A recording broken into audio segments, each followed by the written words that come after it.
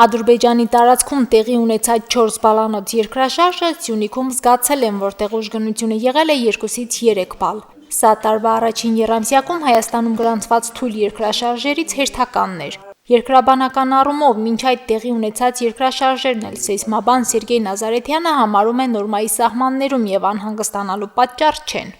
Սովորական բանը պիտի տեղի ունենան։ Մեր Հայաստանի տարածքը բեգորատված է բլոկների, 40-ից ավելի բլոկներ են անջատված, եւ այդ սեղմումը, որ լինում է արաբական սալի կողմից մեր տարածքի վրա, պիտի բերի երկրաշարժերի առաջացման եւ լարումների կուտակման։ Եթե երկրաշարժերը թույլ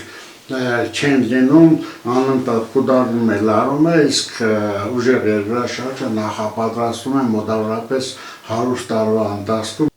Սյունիքում զգացված ցնցումն իր ուժգնությամբ թեև թույլ է եղել, բայց մասնագետի կարծիքով սեյսմիկ տեսանկյունից նշանակություն ունեցող է։ Օջախային կոտին երկար ժամանակ հանգիստ վիճակում է գտնվել, որն ավելի անհանգստացնող էր, քան գրանցված 2-3 բալ ուժգնության երկրաշարժը։ Թույլ ցնցումները ուժեղ երկրաշարժի լարվածությունը թուլացնող են։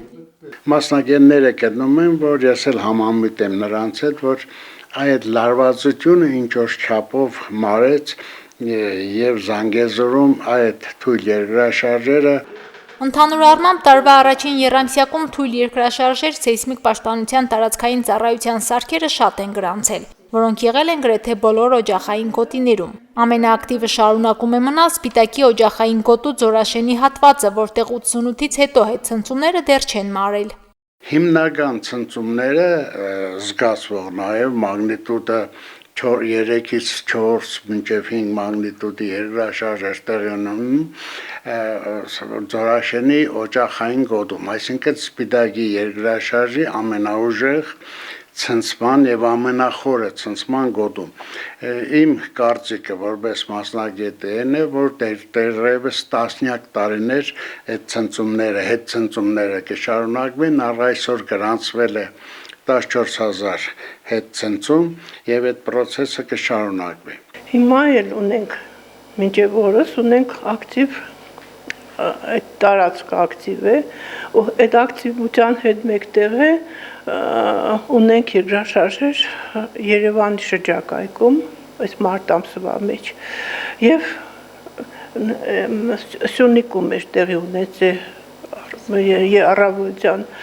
այդ երկրաշարժերը բոլոր զգացվող երկրաշարժեր են, որոնք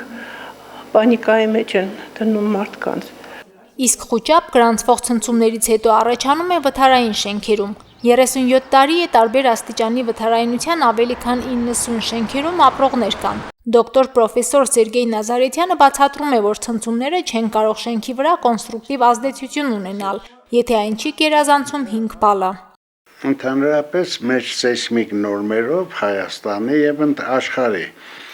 երկրաշարժը շենքի վրա թողնում է հետևանքներ, եթե 6 բալ է կամ ավելի ուժգնությունը։ 5 բալանոց թույլ ցնցումները չեն կարող շենքի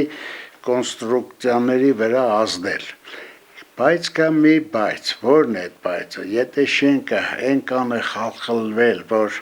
հասել է փլուզման եզրին, երկրաշարժը չլինի, կքանդվի, եթե թույլ երկրաշարժը կարող է քարեր թափվի կամ չգիտեմ ինչ որ մի բան լինի։